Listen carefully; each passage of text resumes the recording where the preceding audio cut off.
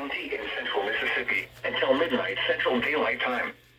At 9:01 p.m. Central Daylight Time, Doppler radar indicated thunderstorms producing heavy rain across the Warren area.